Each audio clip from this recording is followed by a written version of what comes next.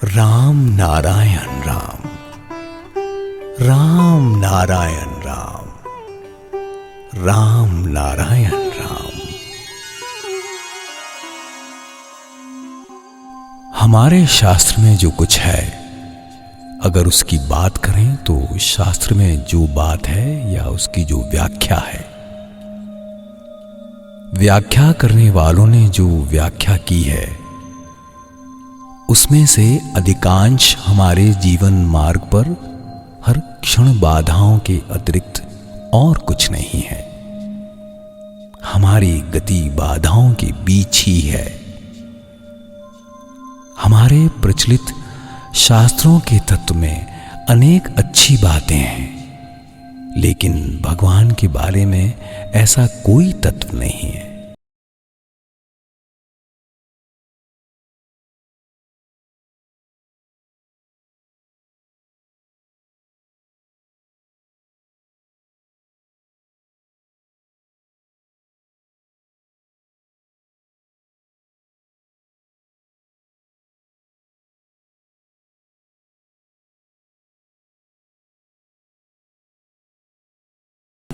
साधु गुरु हैं जिन्होंने अनेक तत्वों पर विचार किया है। उसे मान लेना साधारण समाज के लिए संभव नहीं हो पा रहा है।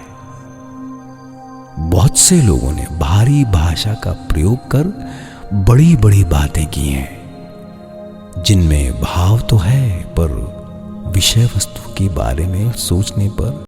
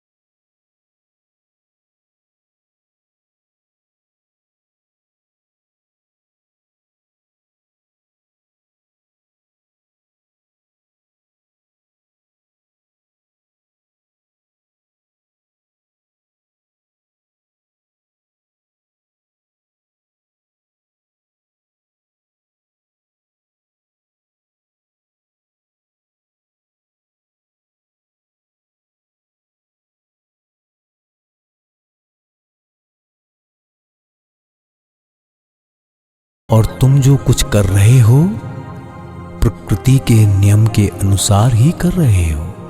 काम या क्रोध जो भी कर रहे हो सृष्टि के नियम अनुसार ही कर रहे हो। वो कम या अधिक हो सकता है।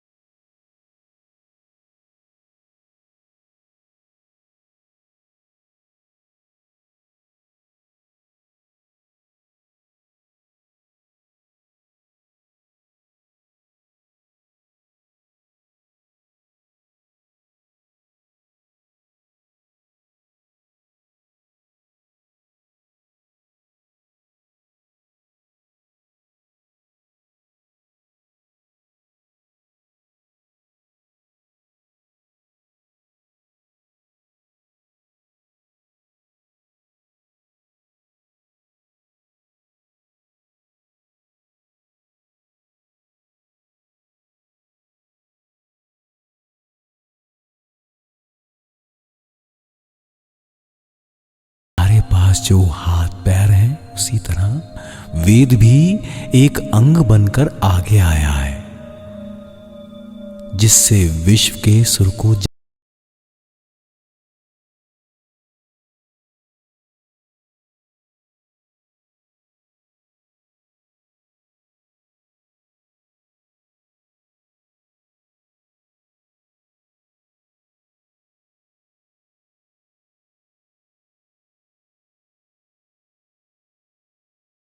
जिन लोगों ने संसार का त्याग कर आश्रम में जाकर गेरुआ वस्त्र धारण किया, परिवार छोड़ा, उनका क्या हुआ?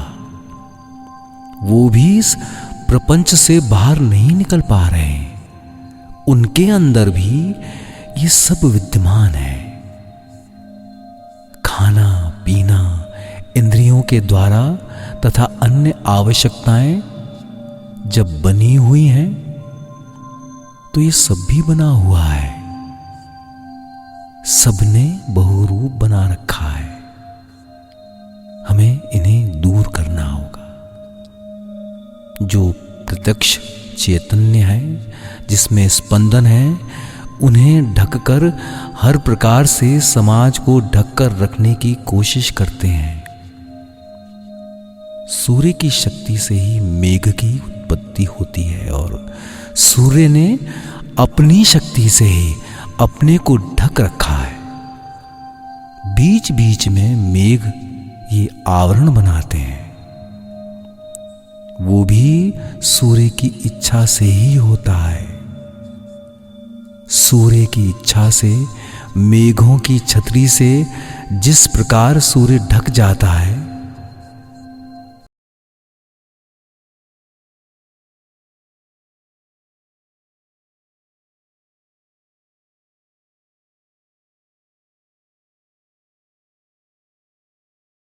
जिन्होंने वेद को विकृत किया है, ये भी किसी छाता या आवरण से उसे समाज की दृष्टि से ओझल कर देना ही है।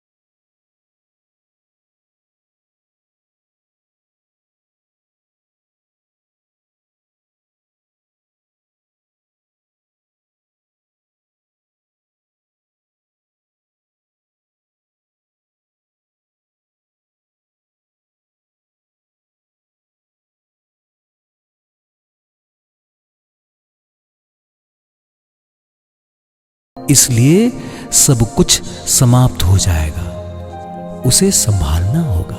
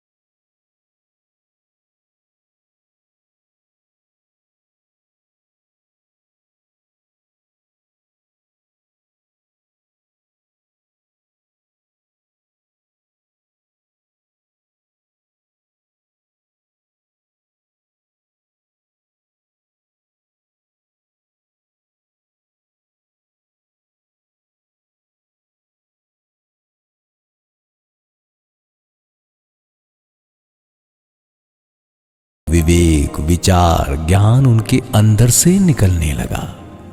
हम सभी समसुर में हैं। इस प्रकार देश का निर्माण आरंभ हुआ और वेदज्ञ उस सुर को लेकर निकल पड़े। सब मिलकर बोलेंगे, राम नारायण राम, राम नारायण राम, राम नारायण राम। राम नारायण राम नारायण राम नारायण राम भजले। राम नारायण राम नारायण राम नारायण राम भजले। राम नारायण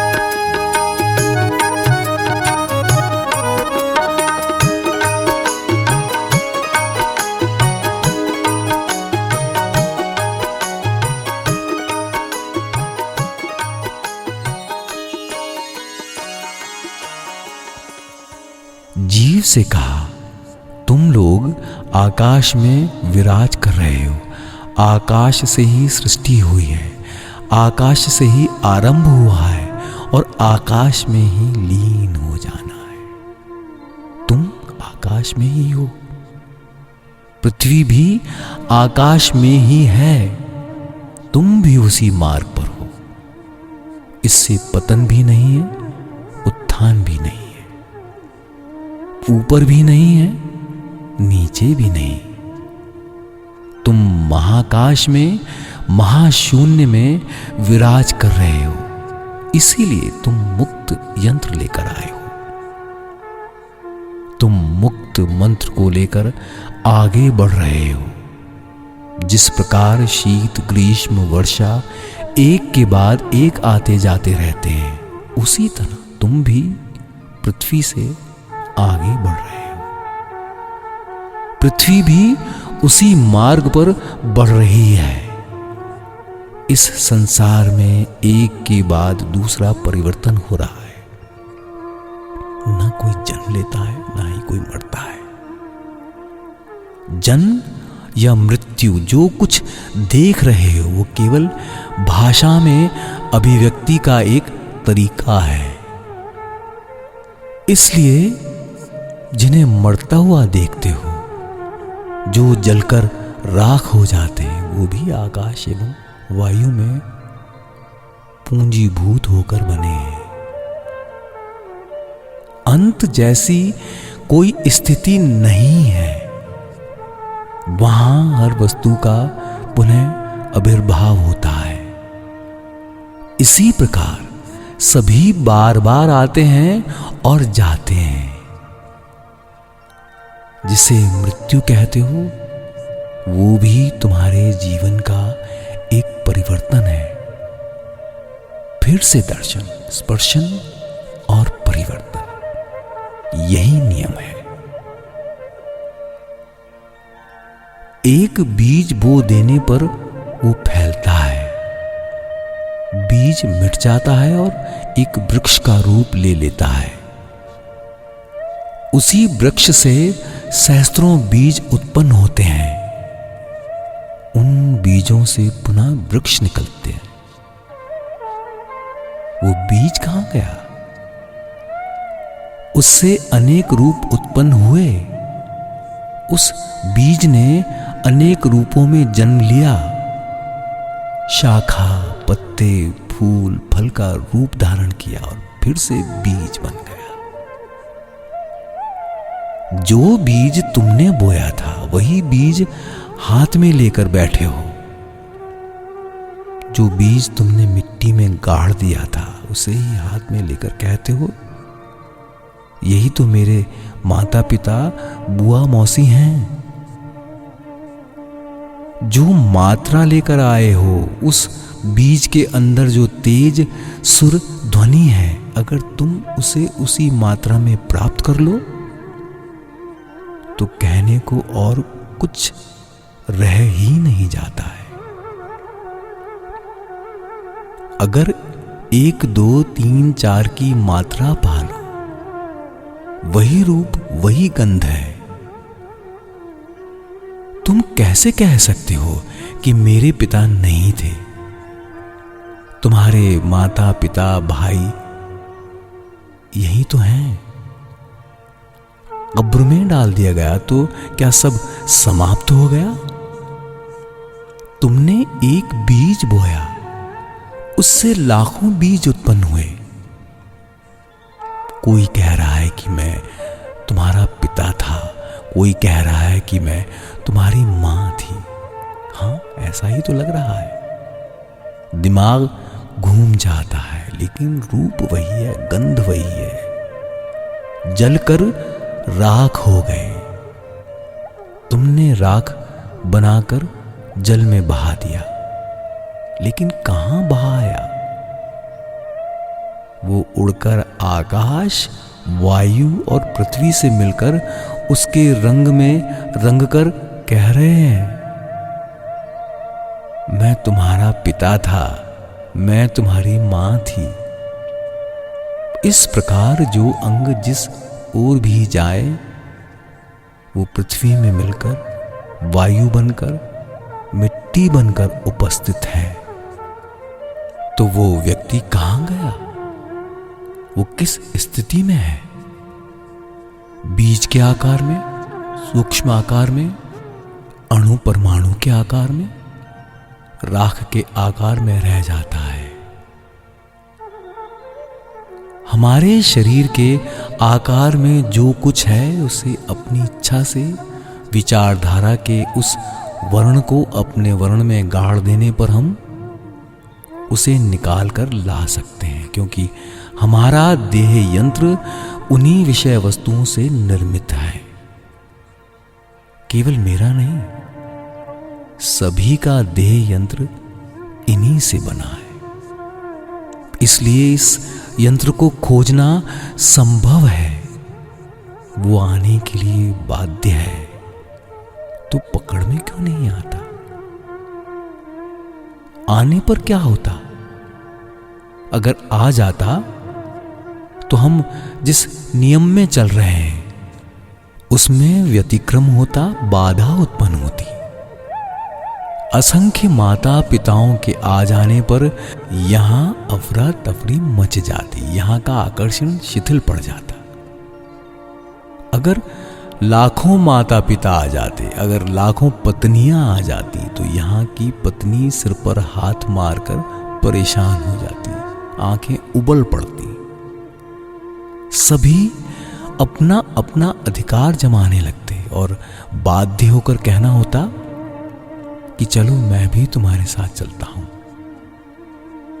ऐसा होने पर प्रकृति के कार्यकलाप और नियम में बाधा पड़ती, गलतियां होती। इसीलिए उन्हें पर्दे की ओट में कर रखा है, वहां रखा है, इसलिए वो शिथिल नहीं हो गए हैं। ये मूलाधार, शस्त्रार या प्रकृति के दान से तुम्हारे अंदर जो चेतन वस्तु है वो किस तरह प्रकृति से मिल सकती है, उसी में लीन हो सकती है, यही बताने के लिए ऐसी व्यवस्था की गई है। सृष्टि का यही नियम है, जिससे विश्व तत्व का पूरी तरह अनुभव किया जा सके, विश्व में सर्वत्र विराज कर सके, किसी भी क्षण किसी भी ग्रह पर विराज कर सके। इसलिए ये व्यवस्था है, ये यंत्र इसी प्रकार बना है। डॉक्टर सिर पर हाथ रखकर सोच रहे हैं कि पित्त से रस कैसे बन रहा है, ग्लैंड से सीक्रेशन हो रहा है, हृदय किस प्रकार धड़क रहा है, शिरा उपशिराओं में रक्त का संचार कैसे हो रहा है। इन यंत्रों को देखकर आश्चर्य कर रहे हैं। विषक्त रक्त को शोधित किया जा रहा है, ये शोधन कार्य चल रहा है और फुस फुस कार्य कर रहा है। इस छोटी सी देह रूपी कारखाने में इतने यंत्र कार्यरत हैं। इस कारखाने में ऐसे ऐसे यंत्र हैं जिनकी सहायता से इस यंत्र द्वारा अनंत सुर तक पहुंचा जा सकता है। तो हम वहां जा क्यों नहीं पाते? ये नहीं कहता कि जा नहीं सकते, तुम जा सकते हो। तुम टालीगंज बॉम्बे जाते हो। सृष्टि तत्व का कहना है कि अगर कोई एक हाथ दौड़ सकता है तो वो अनंत विश्व में सर्वत्र किसी भी स्थान तक जा सकता है। अगर तुम उछलकर सेकंड के 1000वें हिस्से के बराबर समय के लिए भी ऊपर रह सकते हो, तो जिस गति से, जिस मोशन से उछल रहे हो, उसी से शून्य में भी पहुंच सकते हो। एक पल के लिए ऊपर रहने वाले अनंत काल के लिए भी ऊपर रह सकते हैं। तो हम ऐसा क्यों नहीं कर पाते? यंत्र को क्यों जागृत नहीं कर पाते? यंत्र चलता क्यों नहीं? ये जो स्थिति उत्पन्न कर रहे हैं, सिंह शिशु को भेड़ों में शामिल कर दे रहे हैं।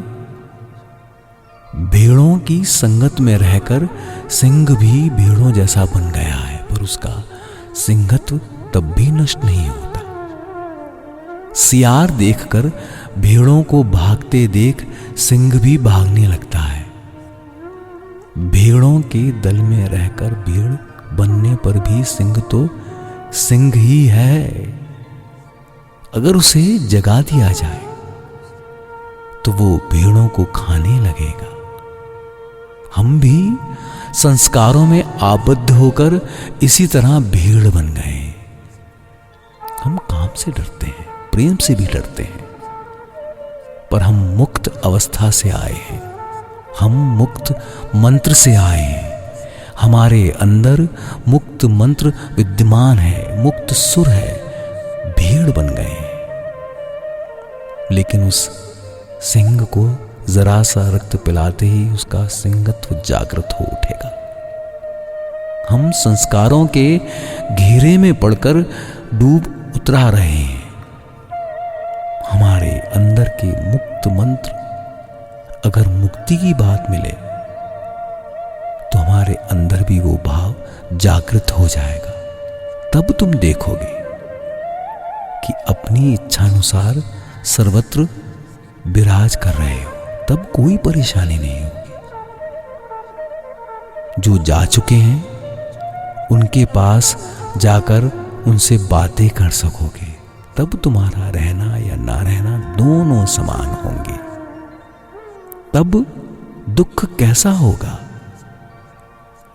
हमारा या तुम्हारा भाई बॉम्बे में नौकरी कर रहा है, उससे दूर होने पर कष्ट होता है, पर जब वो है तो टिकट लेकर उससे मिलने जा सकते हैं। हमारे अंदर वही रूप, वही क्षमता हमेशा विद्यमान है। चलने के मार्ग पर जो सुर और चक्र हैं, उन्हें केंद्रित कर हम ध्यान धारणा के माध्यम से आगे बढ़ जाएंगे।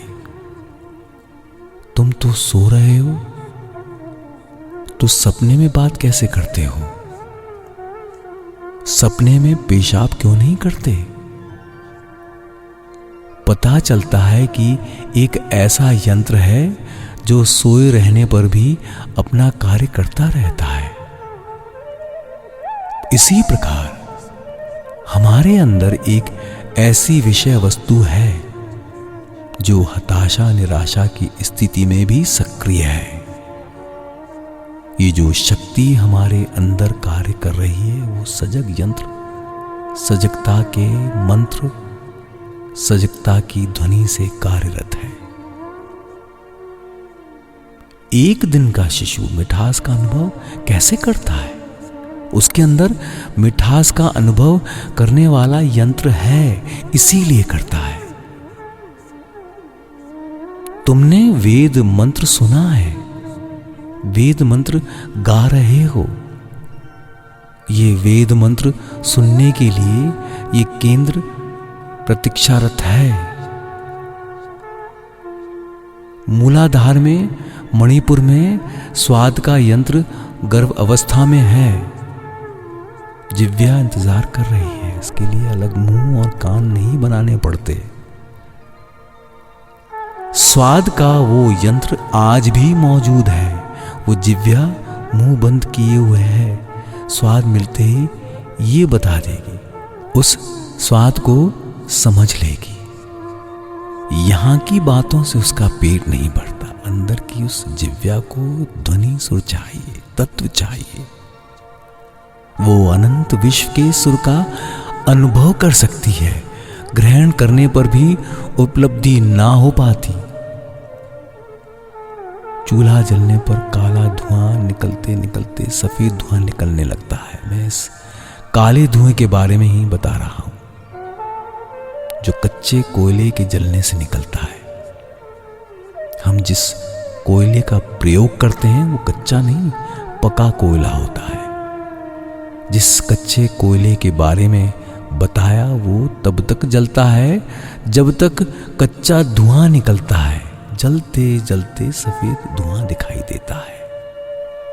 हमारे जीवन मार्ग पर संसार की जो परेशानी है, नाम तो जप रहे हो, इसलिए चाहे जितनी देर लगे, ये जो काला धुआं दिखाई दे रहा है, इससे ये तो समझ रहे हो कि आग जल रही है। बैठे हो कि काला धुआं समाप्त हो जाने पर उस पर पानी डालकर इस कोयले को घर ले जाओगे। इस संसार में जो कहता है कि जप करता हूं, राम नारायण का नाम ले रहा हूं, इसके माध्यम से ही उसके मन की हताशा, निराशा, हर प्रकार की चंचलता, विक्षुब्धता, हर प्रकार की बातचीत भी इस नाम के अंदर ही चलती रहती है।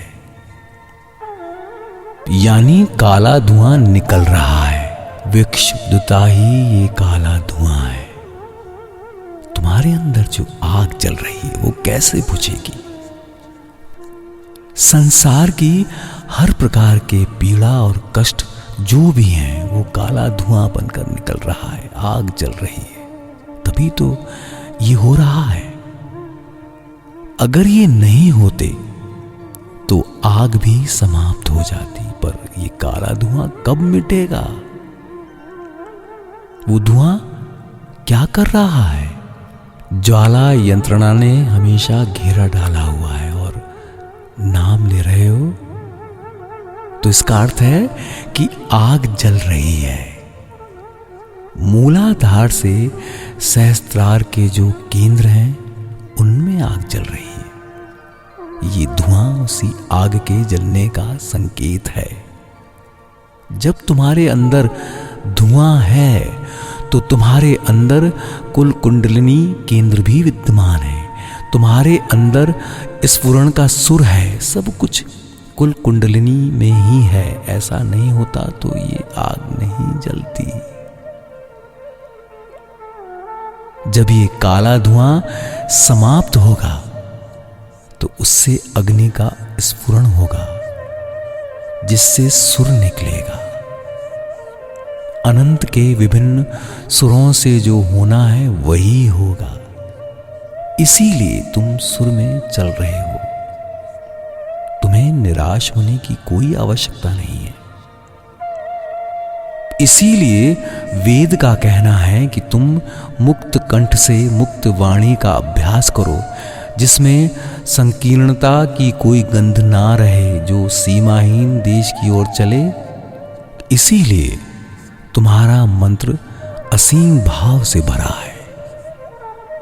देव ऋषि एवं राधा ने इसी प्रकार कार्य किया है एवं सुर दिया है।